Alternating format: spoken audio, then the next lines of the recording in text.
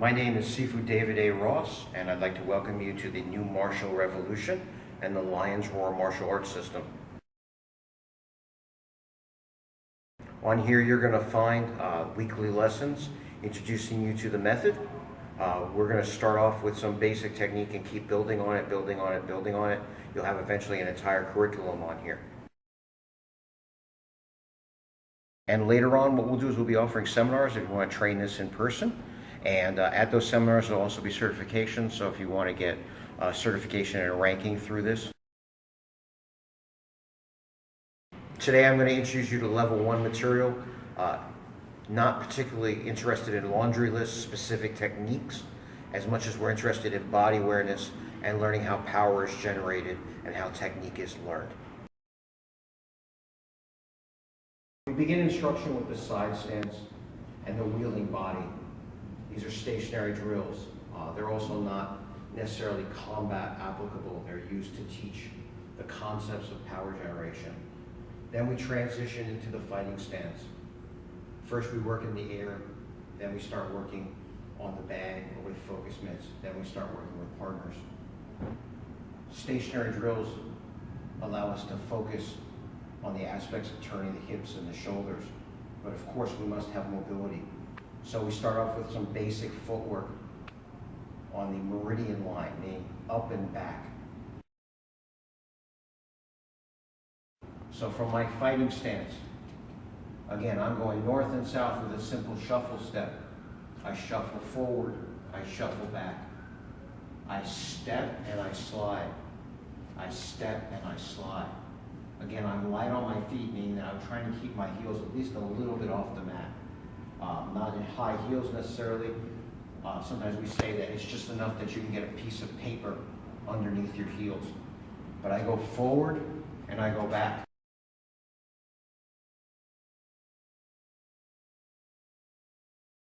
When we're kickboxing, when we're on the outside throwing kicks and punches, we want to be up on the balls of our feet because we want to be able to move around. So now I'm going to go from here into a stance basically. I do orthodox, which means I put my left leg in front and my hip and my shoulder. Some people put their right side, what they call a southpaw. When I'm on the outside just throwing kicks and punches and I'm not connected, I want to keep that. So I shuffle. Shuffle is a box footwork. What it does means is that the foot that's closest to where you want to go takes you there. So front leg takes me front and everything is a 1-2. 1-2. Back takes me back, it's a 1-2. 1-2. To go forward is also called a forcing step or a big bow. And when I go forward and back, this is chut bow, which means an in and out step.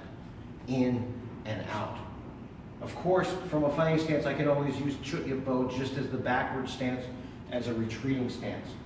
So for example, if someone took a swing at me and I wanted to get out of their way, I take that single step back. This is Meridian stepping. It's on the north-south axis, going north and going south, forward and back, forward and back. All right, when it's this kind of step, traditionally this is the way you see it. It's a little stiff because traditionally they always try to capture movement in static positions, so you have that stance. But if you really think about it, it's just shuffle. Big means force, bow means stepping, so it's force stepping. You know, what? Step, step, step. It's stepping without changing the foot. And you have the left leg forward, and you have the right leg forward. So it's really just, like I said, shuffle stepping. We also have the cross pattern or sub-G bow, cross pattern footwork, which is side steps. I step to the side and slide. So it's very similar. It is a step and slide, step and slide, step and slide, step and slide. Since from a fighting position I can think of this as an evasion, we call this seam bow. To the left or to the right. seam bow. So if someone was coming down the straight, down the center line to attack me, I could always use this step to get out of the way. I could always use this step to get out of the way. This is on an east-west axis, so again, this is part of the cross pattern footwork. When I go side to side, left takes me left, it's a 1-2. Right takes me right, it's a 1-2. So I go up, back, left, right. Now if my heels are down, this becomes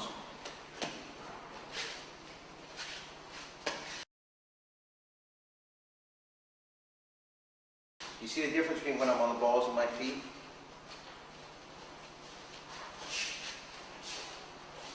And I'm flat-footed. Because remember, I may want to close the distance very quickly. So I come in, I come in, I come in. I may want to get out of the way quickly. I go back, I go back, I go back. If I'm flat-footed, I can't do this. Front to go front, back to go back. Left to go left, right to go right.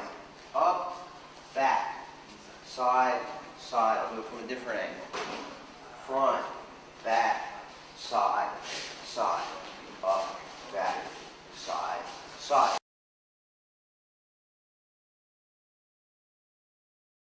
Look at the floor. I mean, you know, this is, I extended this really the north and south line more than the east and west line, because more of what we're going to do at the beginning is going to be this north and south line. But this is a cross pattern, right? So this is what we call sanshou. As you get a little more comfortable in front of the bag, you're going to notice there's a little bit of that forward and backward footwork. There's also a little bit of the side to side footwork. So on one jab cross, I'm moving around a little bit. Jab cross, moving around a little bit. Cross. This is that cross pattern footwork because I have forward, backward, side to side, side to side. Another way we can train footwork is actually using a traditional drill. We begin with the side position. And we're going to go into what is popularly called the cat stance. This term, however, actually comes from Japanese martial arts, where it is called neko ashidachi, meaning the cat foot position because of the lightness on the front leg. In Cantonese, we refer to it as gyuma, the hanging step or the empty step. And sometimes I refer to it also as a kicking stance, and that's because the front leg is light in order to kick. Side stance, the extended straight leg comes forward and out in an L-shaped pattern. Later on, we'll talk about different applications of this stepping, which can be used for tripping and sweeping. Side stance, the extended leg. I step into the cat stance, or the empty stance, or the gyuma, or the kicking stance. I come in, and I come back. These are traditional drills with the stance. So there is a relationship between the traditional training and more modern training.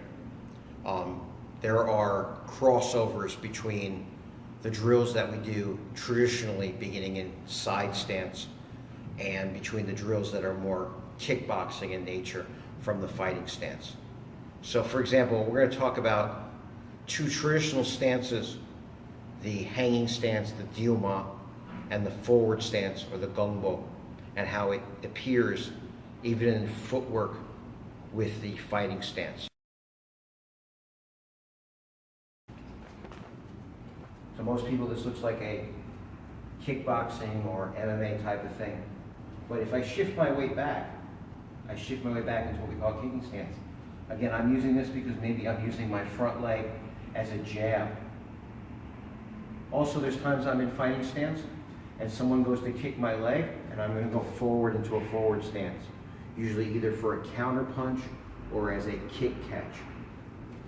You might notice that this is also similar to traditional movements, whether they're southern or northern. And they all have that concept of also I would catch a kick, pin it against my leg, and then strike with my rear or my right hand. But from my fighting stance, I can shift backwards again. whether it's the kick or also when I'm blocking. And I can shift forward. This is my Dyuma. This is my fighting stance. This is my Gongbo.